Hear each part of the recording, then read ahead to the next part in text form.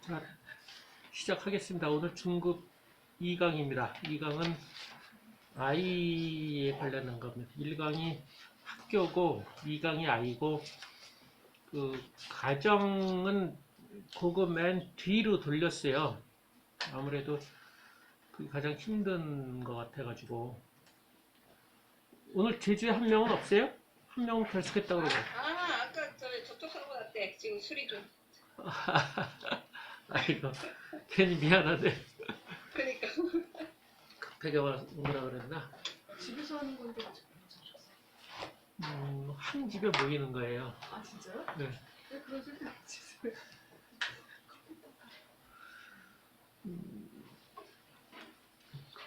교재는 그 기다리는 부모 큰아이를 만든다. 이거 데이빗 엘킨드.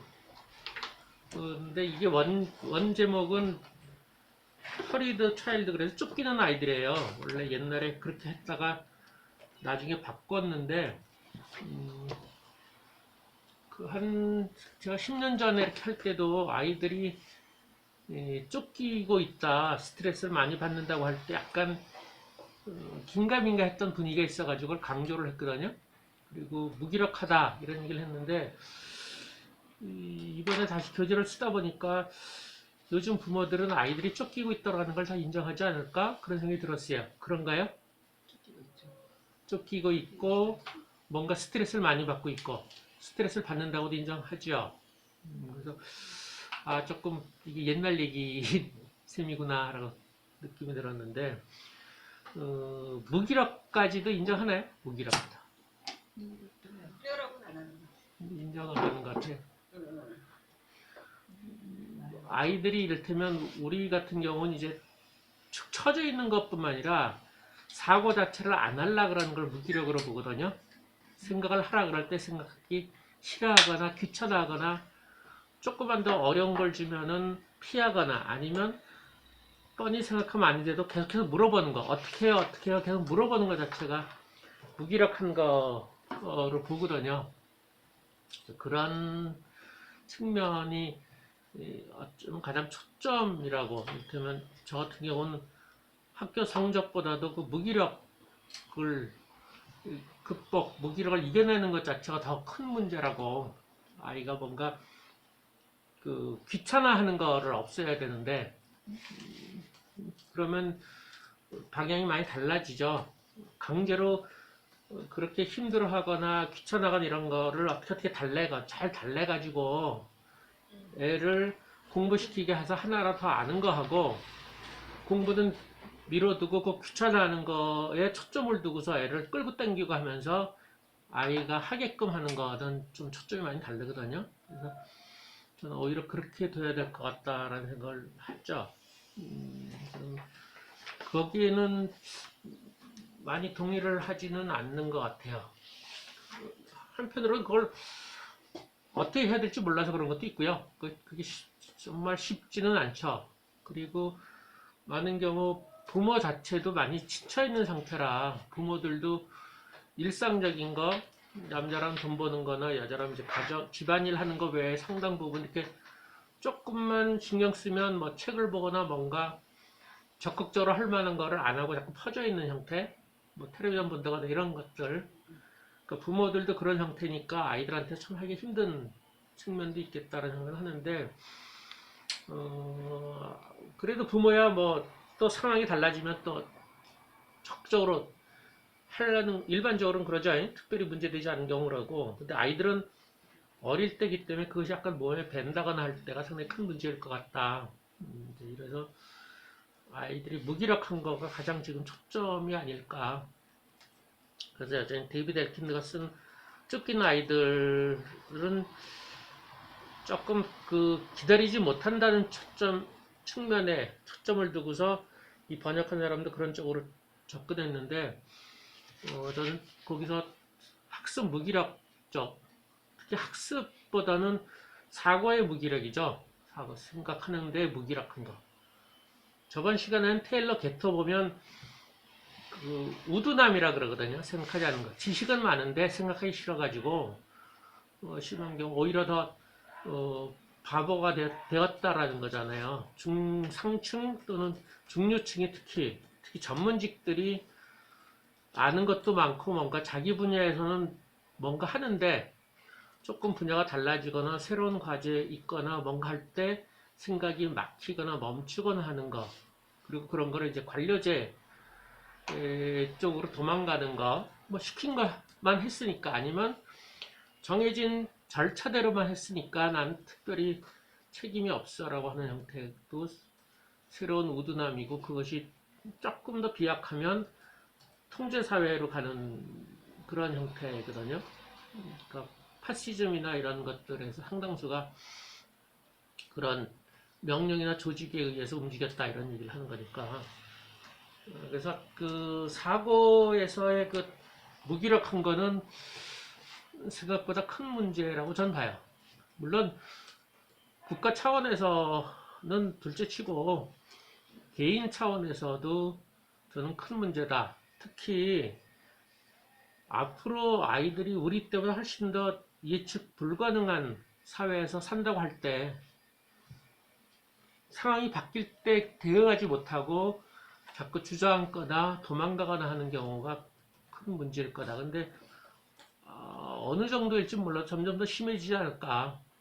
점점 불규칙한 형태, 변화가 많이 일어나고 자기가 전혀 예상치 못한 일에 주어지거나 할 때 따라가지 못하는 경우, 그게 이제 꼭 생각만은 아니겠지만 그런 유연성 같은 거, 이런 것들이 큰 문제여서 그건 국가 차원뿐만 아니라 개인적인 차원에서도 그 아이가 운 좋게 그 예측 가능한 일 미리 준비한 것과 비슷한 형태의 그 조직이나 직장이나 그런 작은 사회에 들어가서 활동을 하고 돈을 번다면 상관이 없지만 그것이 급격하게 변화되는 경우, 요즘으로 말하면 대표적인 코로나 같은 거죠. 그렇게 변화된 사회에서 대응하지 못하는 경우는 그냥 무너지거나 이렇게 표현하는데, 앞으로 어쩌면 그런 식의 돌발 사태나 이런 것들은 더 많아지지 않을까,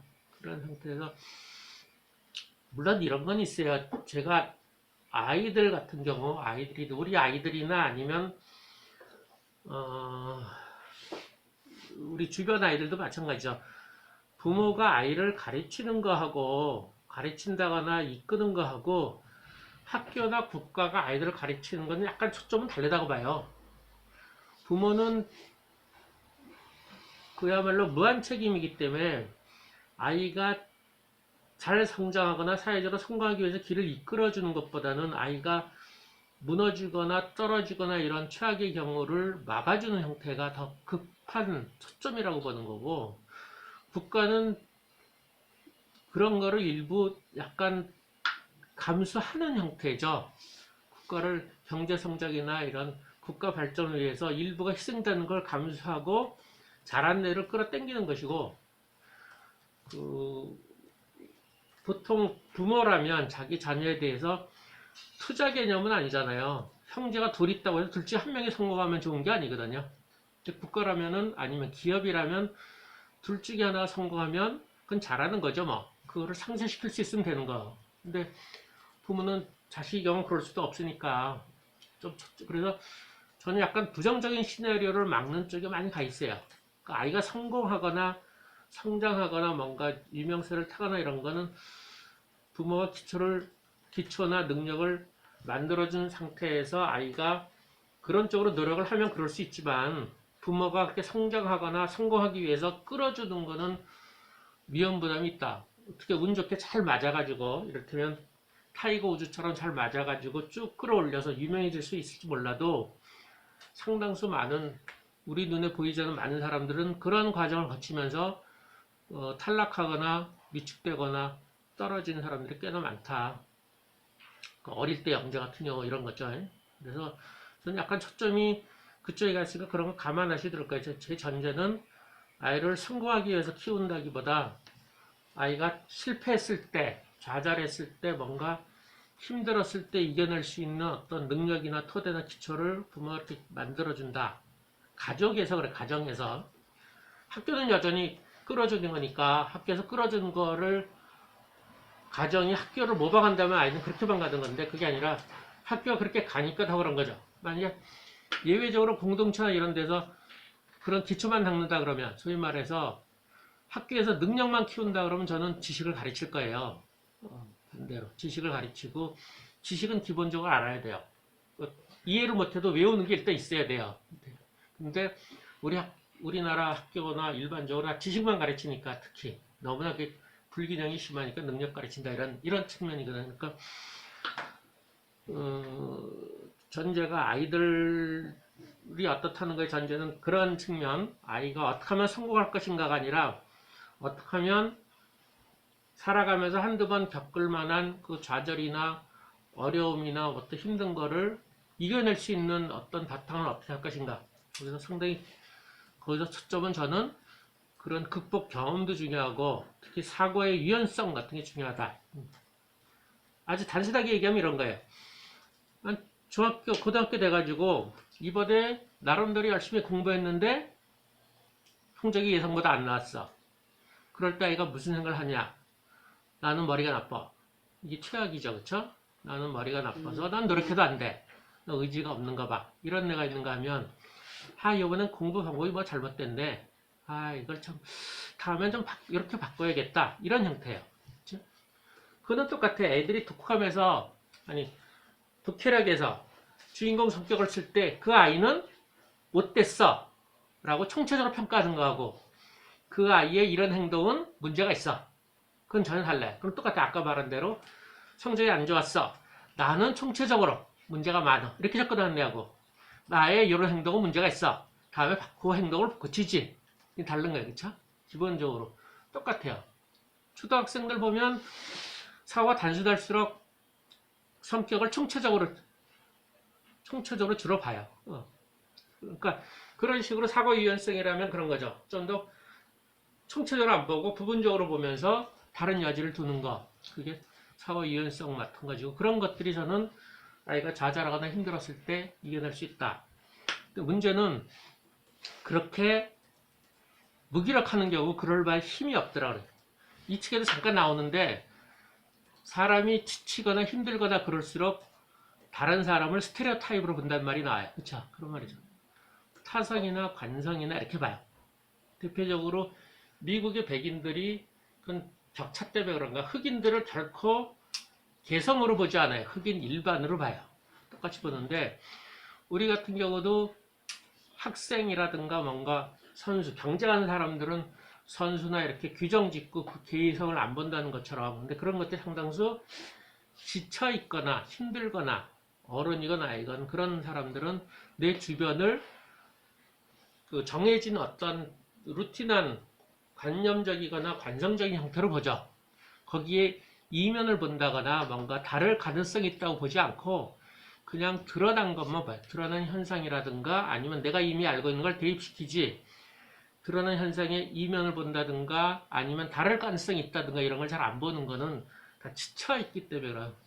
뇌가 지치거나 몸이 지치거나 해서 생각하기 싫고 그래서 그러는 거죠. 그래서 그런 것들이 자꾸 쌓여가면서 세상 보는 눈이 이렇게 단순해지는 수가 있는 것이고 누구는 그 세상 볼 때 조금씩 다른 가능성이 있고 이런 행동은 뭐 똑똑하지만 이런 행동은 문제가 있는 것이고 이렇게 분리시키거나 아니면 모순되게 생각할 수가 있는 것들이죠. 그래서 사고의 유연성이라든가 그런 것들은 지금 같은 무기력한 아이들한테 오히려 더 필요하다. 물론 당연히 더 힘들긴 하죠. 내가 지쳐있어요. 그러면 결국 개개인한테 접근하는 거는 그런 거죠. 걔한테 과제라든가 주어지는 거를 적게 준 상태에서 어떤 일부를 세게 생각하게 시키는 거예요.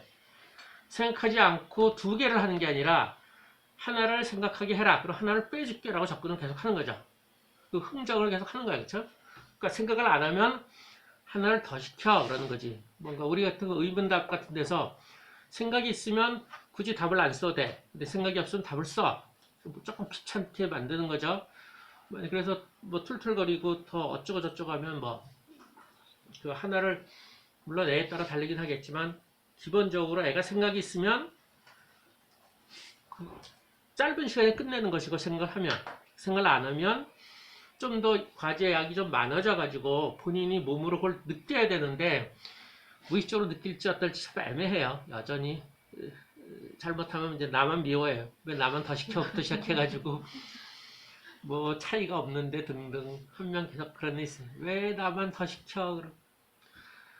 그러니까 그런 그 미묘한 부분. 그러니까 어제도 평가하고 지도하고 얘기하는데 끊임없이 지도를 공식적으로 아이한테 이런 걸 가르친다거나 이런 게 수업이거나 이런 게 목표라고 하면서 그 이면의 목표는 항상 다르게 있는 거죠. 아이는 도저히 그걸 알 수가 없으니까 사고의 유연성이라거나 아이가 좀 더 순간적으로 강하게 하는 거를 요구하려면 아이들은 도저히 무슨 말인지도 모르고 안 되니까 겉으로 드러나는 모양을 취하면서 끊임없이 그쪽 다른 교사가 얘기하던 다른 중요한 평가나 중요한 부분들을 계속 애한테 메시지를 주는 거예요. 그걸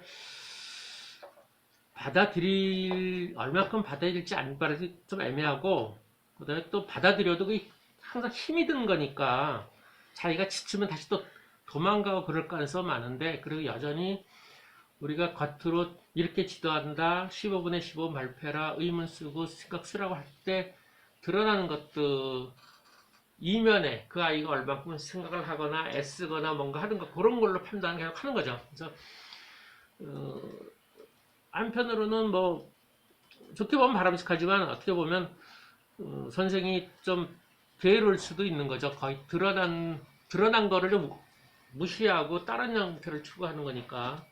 근데 가장 큰 틀은 여전히 뭐 아까 말한 대로 무기력이나 이런 것들을 이겨내는 데다 초점을 두고 있으니까 그건 어쩔 수가 없고, 아이에 따라서 완강히 그러니까 겉으로 저항하지 않고 계속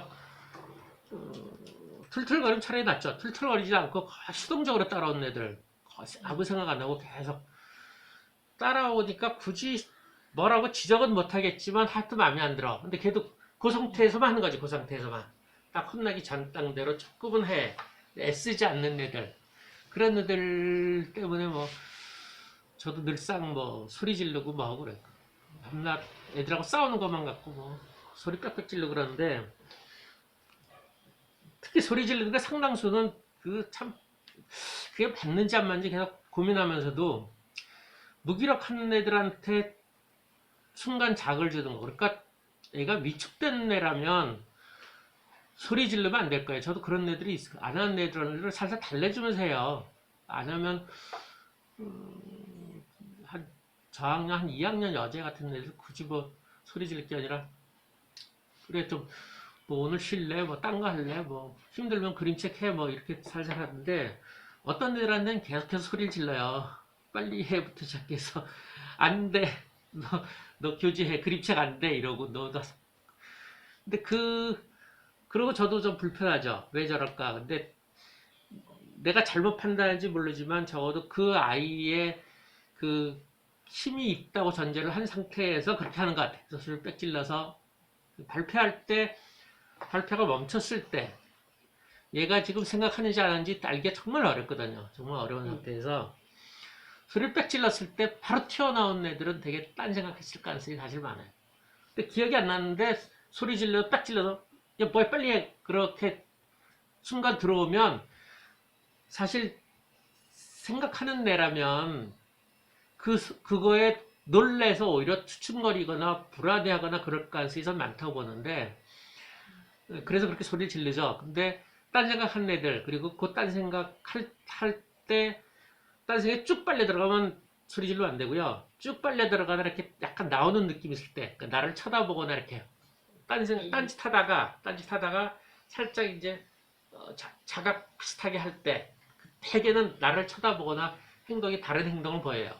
한 명이 밑에서 그 휴대폰의 액정을 계속 닦아. 표면이 뭐 들어갔는가 봐. 거기에 물이 들어간든지 빼고 있어. 이러고 있다. 그러다가 순간 이상한지 나를 살짝 쳐다보는 그 무렵쯤에 소리를 빽질러. 뭐 해? 그래.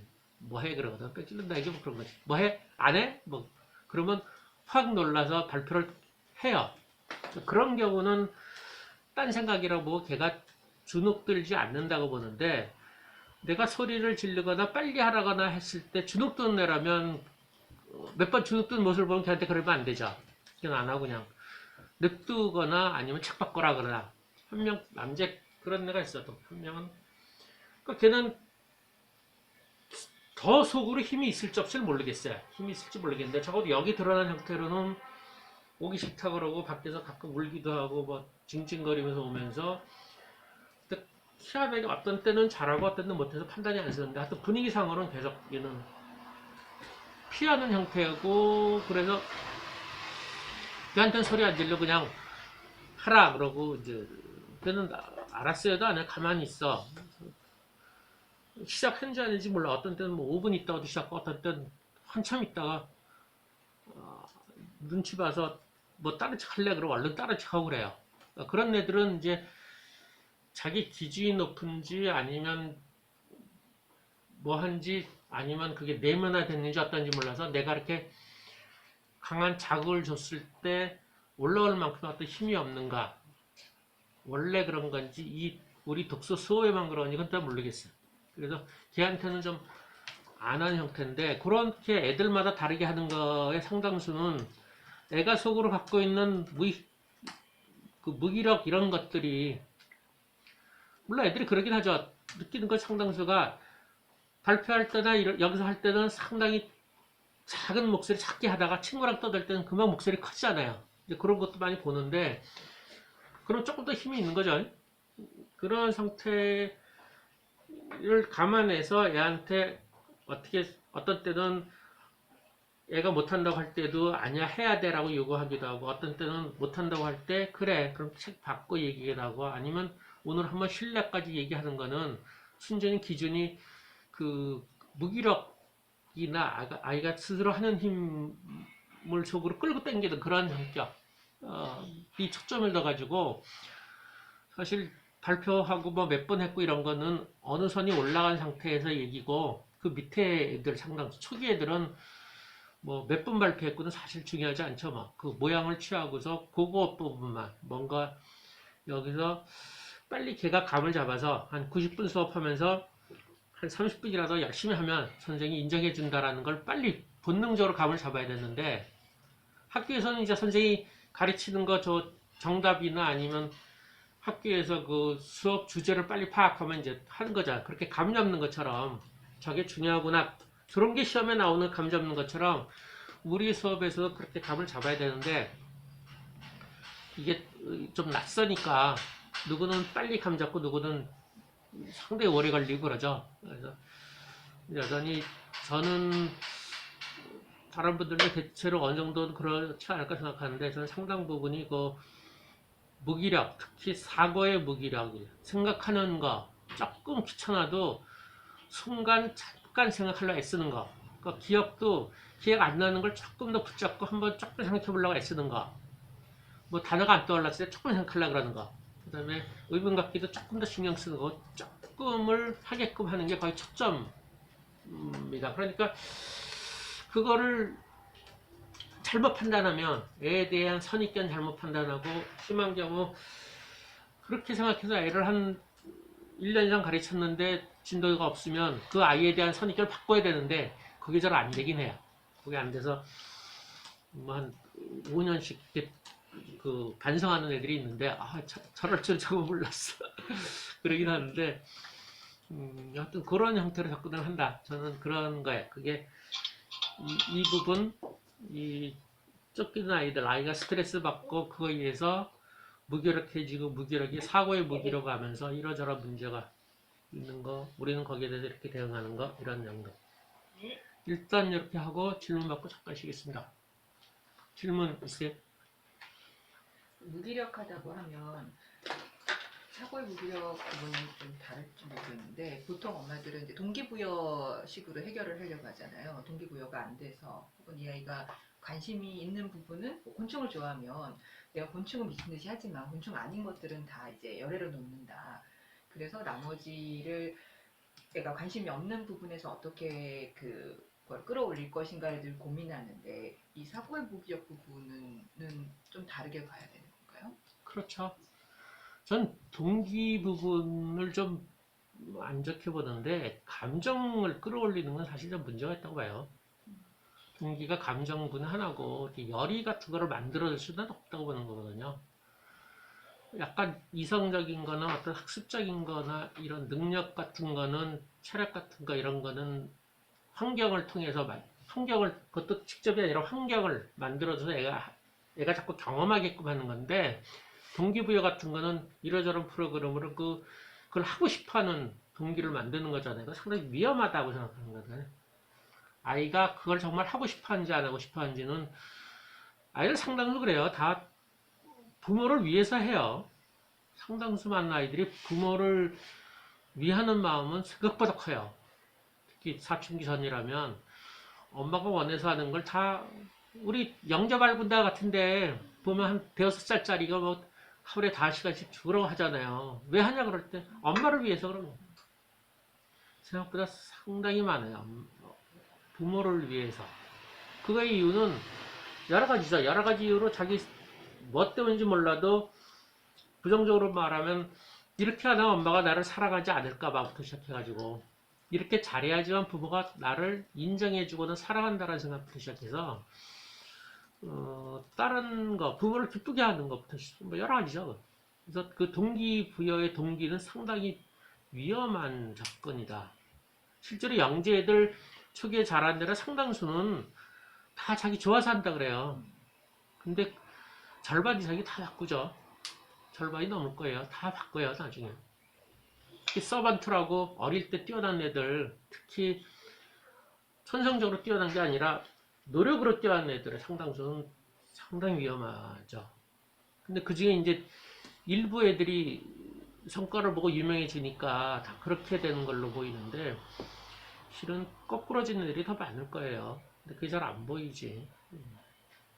그러니까 이 책에 어제 무슨 책 보는데 그 얘기 나오는데 어떤 사람이 모짜르트한테 와서 작곡하는 걸 알려달라고 못 알려준다 그랬더니 너무 어리다 그랬다 어쨌든 그랬더니 당신은 8살 때부터 작곡을 했잖아요. 왜 나보고 못한다 그래 그랬더니 모짜르트 한 말이 난 누구한테 안 배웠어 나 혼자 했지. 그런 거예요 사실. 뛰어나다면 혼자 하는 거지 뭐. 어쩜 부모의 반대를 무릅쓰고 하는 거기 때문에 어느 하나만 몰두할 때는 부모가 반대해야 돼요. 내가 예전에 잠깐 글 썼다가 누가 그 엄마가 그걸 보고서 항의를 받은 적이 있어요. 우리나라에서 바이올린인가 뭐 그거 그래서 영재발굴대에 나왔어. 그 아이가 독일에 가서 음악 영재라는 사람을 만나가지고 이렇게 같이 방송이니까 그러면 해줬어. 만나기도 해줬는데 그 독일의 아이는 이미 대학교를 갔어요. 한 중학교 1학년인가 6학년 정도 아이인데 대학교 갔는데 그 아이는 자기는 음악을 2시간만 한다 그러는 거야. 근데 우리나라에는 초등학교 한 4, 5학년인데 죽으라고 하는 거지. 죽으라고 하는 거야.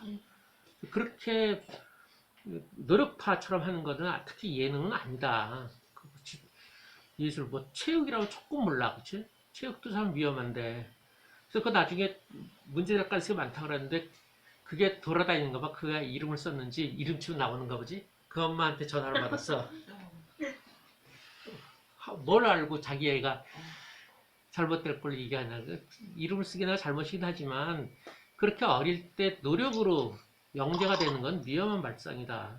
나는 근데 감정은 더더군다나 위험하죠. 그래서는 아이가 약간 부모의 반대를 무릅쓰고 하는 형태가 오히려 낫고요. 그리고 조금 반대를 해야 돼요. 그리고 보이지 않게 환경을 만들어주는 거지 그런 쪽 사람 만나게 해주거나 이러는 거지 특히 실패한 사람들을 만나게 해줘야 돼요. 요즘은 덜한데 중학교, 고등학교 때 만화, 애니메이션 쪽으로 막 가는 애들한테는 그쪽으로 졸업해서 대학도 안 가거나 아니면 전문대 간 그런 사람들 만나게 해주라 그래요. 그럼 그 사람들 지금 많이 달라졌는데 우리나라 만화 이쪽에 바닥 시장이 컸거든요 옛날에. 다 밑그림 그리는 거잖아요. 큰 사람이 그리면 다 그거 문장 막노동에 갈 정도로 아주 힘든 거거든요. 그런 사람 만나면 다 하지 말라 그러지. 이런 줄 모르려고 했어라고 얘기하거든요. 그럴 때 애가 천성이라 아니 정말 좋다면 그래도 하겠죠. 근데 자기가 부모가 만들어준 동기라거나 아니면 부모를 위해 산 애들은 그런 상황이라면 안 하지. 그러니까 거꾸로 약간 힘든 거를 보여줘야 돼. 얘가 성공했을 때 모습만이 아니라 그러니까 동기도 약간은 건드려줘야 되는 거지. 그쪽으로 끌고 가는 게 아니라. 좀 소수 의견이라 그런지 하여튼 그렇게 생각을 해요. 동기를 만들어주는 건 뭘 하고 싶어 하니까 만들어주는 건 아주 힘들다. 환경만 만들어주는 거는 이런 거예요. 뭘 하지 말라 할 수 있어요. 전 주로 하지 말라는 쪽이에요. 그래도 할 수 있는 가능성은 상당히 많아요. 그 중에서 택하지만 하지 말라. 이건 하면 안 돼. 이런 거거든요. 근데 우리 주류는 아이한테 가장 적합한 걸 만들어가지고 너 요거 해라 그래. 요걸 해라. 이런 거죠. 근데 그거는 상당히 위험하다. 오히려 뭘 하지 말라라는 거는 부모의 가치나 등등을 해서 하지 말라고. 난 그건 해야 된다고 보거든요. 그것까지 아니고 애보고 다 선택하라면 너무나 힘든 거고 여러 가지 이유로 너의 성향, 그다음에 부모의 가치 등등을 해서 이런 건 하지 마. 그럴 수 있어요. 그러면 반 이상이 떨어져 나가요. 그럼 훨씬 더 선택의 범위가 좁아지죠. 그 정도는 해야 된다고 보는데 그래도 여전히 자기가 선택할 거리는 많죠.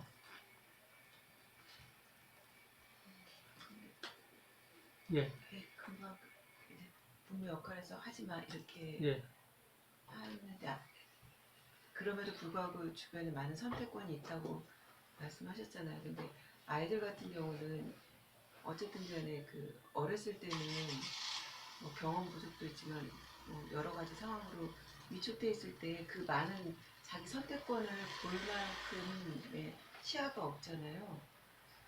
그러니까 만약에 부모 권위가 아직 살아있을 때 하지마 하면은 그게 아주 결정적으로 애를 위축시킬 수도 있는.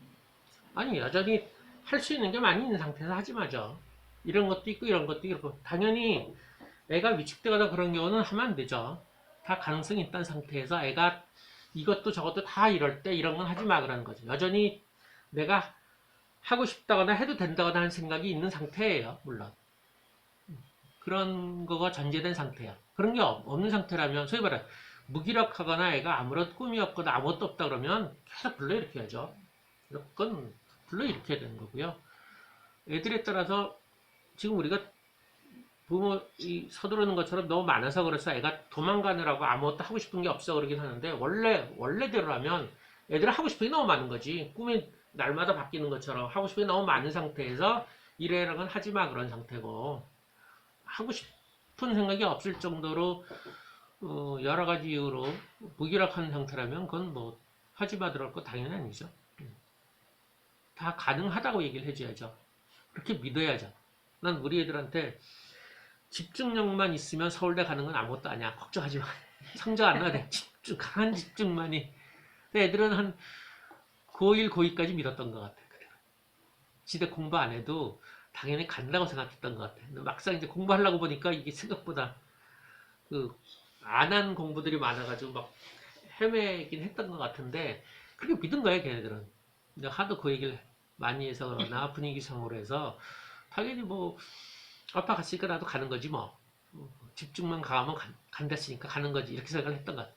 그리고 이제 좀 떨어진 학교에서 경쟁을 하면서 뭐 할만하네 그랬지. 근데 조금 고등학교 조금 높은 데 가고 거기 애들은 엄청나게 공부를 하니까 이게 만만치가 않네. 그 다음 헤맸는데 그런 조금 시험쳐도 겪은 셈이긴 하죠. 근데 당연히 가능성이 많은 상태에서 자르는 것이고 가능성이 없으면 건 위험하죠. 하지 마 그러는 건 안 돼. 근데 사실 뭐든지 다 가능해라는 것 자체도 애들한테 부담이에요. 그래서 그 조건을 걸어야 돼 그렇게.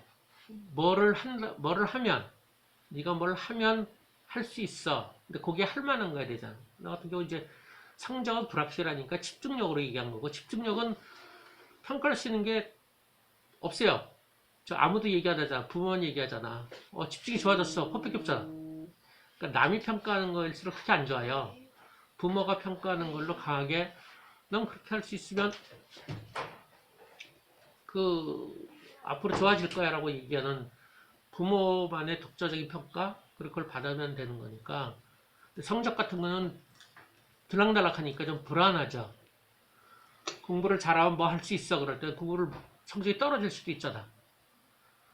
그러니까 그 시험 공부라든가 아니면 그런 평소 때 독서 같은 식으로 평소에 뭘 하는 거를 기준을 두고서 그걸 하면 너는 네가 원하는 거 할 수 있어라고 할 때는 받아들일 수 있지. 그건 외부 평가로 좌지우지 되는 게 아니니까.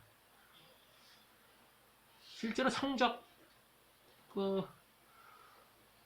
성적으로 하는 경우 전 옛날부터 얘기한 대로 중학교 애들부터 무기력에 빠지잖아요.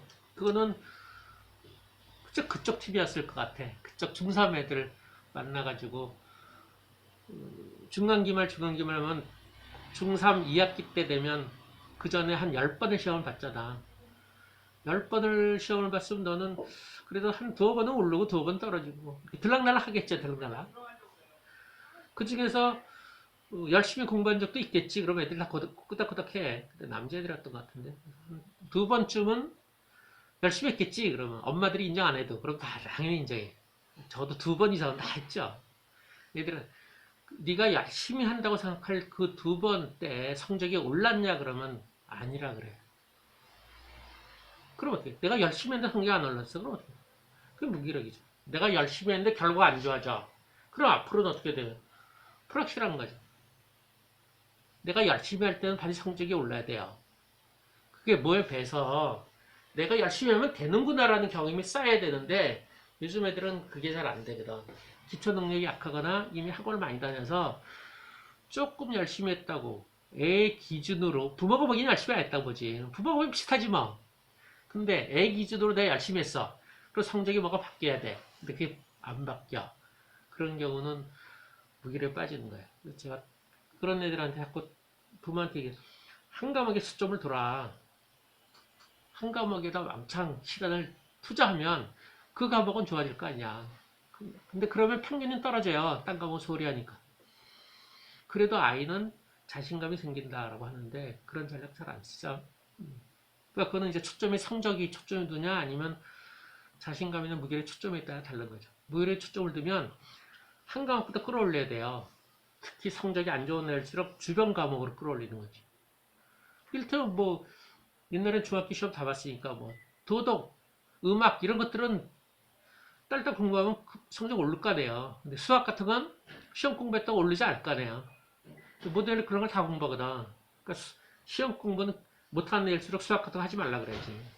도덕 같은 거나 이렇게 그런 걸 그보다 조금 더 한다면 사회탐구 이런 걸 해가지고 공부해서 성적이 올라갈 거면 하는 거지. 어떤 시간 투자를 왕창 하는 거지. 그럼 뭐 영어 성적 좀 떨어지겠죠. 그래도 중요한 건 평균 성적이 아니라 아이가 내가 공부를 했더니 성적이 올랐다라는 그 경험이 중요하다는 거. 그것도 여전히 초점이 거기에 들어가 있는 거죠.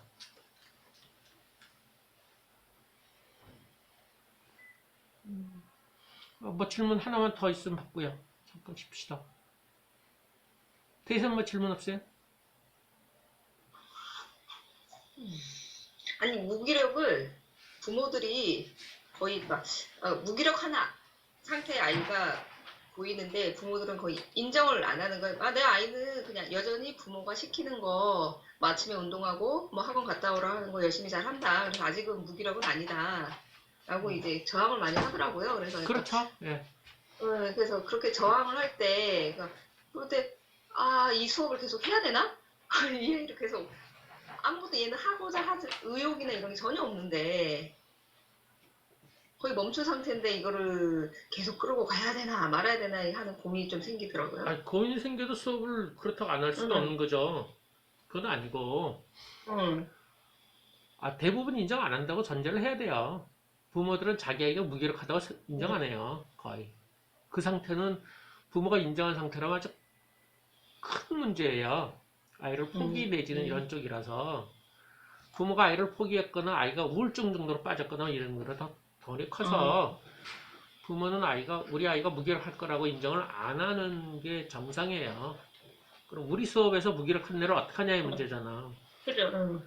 그거는 뭐 아까 말한 대로 걔한테는 한 3분의 1, 5분의 1 정도만 세게 하는 걸 두고 나머지를 다 풀어주는 거죠. 대신대로. 여기 수업이 그렇다는 느낌을 계속 줘야 돼. 여기서는 부분적으로 좀 더 네가 평소에 하는 것보다 조금 더 애써서 하는 게 조금이라도 나타나면 넌 오늘 수업은 쉬어도 돼. 이런 식이지. 그런 메시지를 자꾸 줘야지. 그런 말로 안 하고 몸으로 느끼게끔 해야 돼. 그러니까 너무 심한 애들은 이럴 때는 90분 수업에서 1시간 했는데 그때 뭐 발표건 뭐 쓰기건 어떤 부분을 아주 힘들게 했다. 그럴 때 내가 보기엔 너 되게 애썼는데 힘들겠다. 야, 좀 쉬어라 쉬어. 오늘은 너 할 거 다 했어. 쉬어.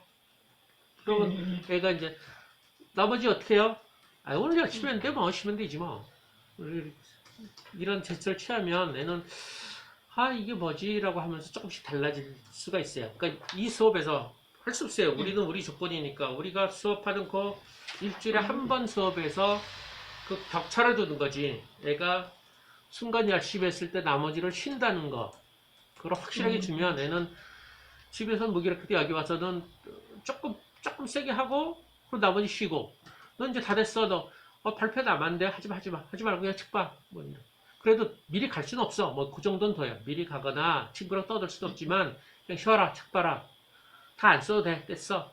의문이 너무 좋아. 너 고민했네. 됐어. 하지 마. 뭐 이런 식이거든요. 그런 거를 의식적으로 많이 할 필요가 있어요. 너무 무기력한 애. 내가 조금씩 들어오던가. 그러면 이제 애는 당연히 조금 하려고 애쓰겠지. 조금 하고 나머지 쉬려고 애쓰겠지. 근데 그게 이제 그 아이하고 다른 애하고 말 때 막 섞였을 때는 복잡하긴 한데, 기본은 그래, 기본은 수업에서 보통은 30분 정도인데, 약한 아이일수록 20분, 10분 강하게 하고 나머지를 다 풀어주는 거지. 그래서 그 강하게 하는 거가 뭐에 된 상태에서 그 시간을 조금씩 늘리는 거잖아. 떨어지지 않는 상태로 늘려서 30분이 1시간까지 가는 형태로 늘려. 그래도 여전히 30분은 쉬게 하는 거예요. 나 같은 경우 쉬게 하는 건 뭐냐면, 내가 딴짓하는 거지, 내가 딴짓해. 그러면 애들 내 느낌은 다 알지 뭐. 몰래 과자 까먹네부터 별거 다 하지 뭐. 모른 척 하는 거야. 그게 쉬는 건데 애들도 알지 않을까? 내가 가끔가다 컴퓨터도 치고 막 이런데 수업할 때. 그럼 이제 첫 때는 뭐 쉬겠지 뭐 당연히 쉰다고 생각하겠지. 그래서 약한 애일수록 그 시간을 짧게 주는 거고 또 과장되게 선생님이 표현을 하는 거지. 근데 그걸 보통 애들한테도 하면 좋을 것 같은데 보통 애들은 잘 안 해요. 그렇게 과장되게 표현 이럴 때는 애가 잔머리를 쓰거나 짠 거를 굴리니까 그러는 것이고 너무 무기력한 애한테는 그렇게 하는 거지. 너 하나 갖고서 막 과정돼서 너 엄청 힘들었네. 그만해 그만 됐어 쉬어. 그렇게 해서 이제 빼는 것이고 보통 애들은 그렇게 과장하거나 그렇게 한 건 잘했다고 풀어주면 계속 그것만 짱 굴릴 텐데 뭐. 보통 애들은 그래도 한 30분 정도 어느 정도 하겠구만. 그런 거. 그 수업을 정말 하고 싶지 않은 경우가 많잖아요. 근데 나도 늘상 그러는데 우리 집사람한테 가서 보면 옛날에도 그랬대. 옛날에도 소위 말하는 드림팀이라고 아주 뛰어난 애들 한 팀 애들한테도 밤낮 이거 계속 해야 돼. 깨 말어. 뭐 밤낮 내가 이러고 떠들었대요. 항상 힘든 게 항상 마음에 안 들고. 근데 돌아서면 너무 잘하는 애들이고 뛰어나고. 근데 그 수업 중에는 내가 조금 더 끌어올리려고 그럴 때 이제 안 따라오니까 열받고 싸우고 짜증내고 뭐 이러잖아. 집에 가면 밤낮 저 팀 깨야지. 안 되겠어. 뭐 늘어나는 것도 밤낮 그랬다는 거 보면 요즘도 밤낮 돌이켜보면 밤낮 그래. 밤낮 싸우고 애들한테 밤낮 싸우고 성질내고 밤낮 저를 해말어. 모르겠어 나도. 근데 성향인지 어쩐지. 예. 질문. 예. 우리는 여기서 얘기할 때는 이제 수업을 하면서 아이들의 그 무기력을 줄이고 이제 생각하는 힘을 키워주는 거를 수업을 통해서 유도를 한다는 개념인데 이 책은 무기력한 것이 놀이랑 일의 균형에서 일 쪽으로 계속 초점이 맞춰지면서 아이들이 무기력해진다고 그렇게 판단을 하고 있는 거잖아요. 근데 그 놀이라는 게 요즘 같으면 저는 또 애가 하나니까 놀이가 되게 혼자 있는 아이가 진정으로 노는 것이 그게 제일 큰 과제였거든요. 아이들 그렇죠. 키우면서. 예, 예. 그래서 그게 이제 여기서 지금 설명할 때는 계속 이제 그 수업에서 어떻게 아이들이 그 힘을 키우는가에 초점이 맞춰 있는데 오히려 그 놀이 부분은 요즘 같은 세대에서 그러니까 막 동네에서 그냥 풀어놓고 놀 수 있도록 할 수 있는 환경이 아닌 것에서 이 책에서 말하는 그런 진정한 놀이 아이 자유가 수반된 놀이라는 게 어떻게 가능한지 그런 게 좀 고민이 돼요. 지금은 이제 좀 많이 커서 그런 부담이 줄긴 했지만 그래도 여전히 항상 저는 이제 어떻게 노는가 일이 과제가 아닌 놀이가 어떻게 가능한가. 일단 전 예체능 학원 같은 거는 안 다니는 걸로 생각하고요. 그건 다 어떤 경쟁이나 목표가 있어가지고 놀이 형태가 안 되고 놀이는 목적성이 없어야 되고 규칙이 변형이 가능해야 되고 이런 거거든요. 그러니까 그냥 아이들끼리 놀아야 돼요. 어른들이 받든 우리가 캠프에서 하는 것처럼. 그런데 위험 부담을 감수를 해야 돼요. 위험 부담이라는 건 안 좋은 애랑 논다든가 아니면 다칠 수도 있다는 걸 감수한 상태에서 아이를 놀이터 이런 데 풀어주고 어른들이 이렇게 주변에서 이렇게 지키고 서 있는 형태. 그랬을 때 아이들끼리 투닥투닥거리고 뭐 만지고 이러는 건데 항상 어른이 지키고 있기를 바래요. 그래서 서너 집은 뭐 돌아가면서 어른 한 명만 있어도 되니까 한 명이 있는데 개입하지 말아야 되고 근데 그게 참 어려워요. 어떤 표력은 자기 얘기가 불리하거나 아니면 애들이 재미없게 노는 것처럼 보이거나 뭐 이럴 때 어른들이 개입하는 사람이 꽤나 많거든. 특히 남자들이 많이 그런데 개입하지 않고 애들끼리 놀면 그리고 그것이 고정되면 어떤 나름대로 질서가 뭐가 약간 생겨요. 그리고 그게 길어야 돼요. 길어야 돼. 그러니까 가까운 사람끼리 늘상 자주 모여서 노는 수밖에 없어요. 특히 엄마 친구들끼리 모여서 애들을 풀어넣어주고 애들끼리 놀게끔 하는 환경을 만들어주는 거죠. 거기서 싸울 수도 있고 뭐 할 수도 있는데 다칠 수도 있고 그거 인정한 상태에서 그런 것밖에 없던 건데 이렇게 환경 만들어주는 상태에서 그러면 학교 친구나 이런 경우보다는 저는 엄마들이 친한 사람들을 불러다가 애들끼리 노는 거 이런 형태고 뭘 놀아야 되는 건 없어요. 그 두세 명이건 아니면 대여섯 명이건 그 애들끼리 관계가 오래 가는 것 자체가 놀이에서 가장 전 좋다고 봐요. 그것도 물론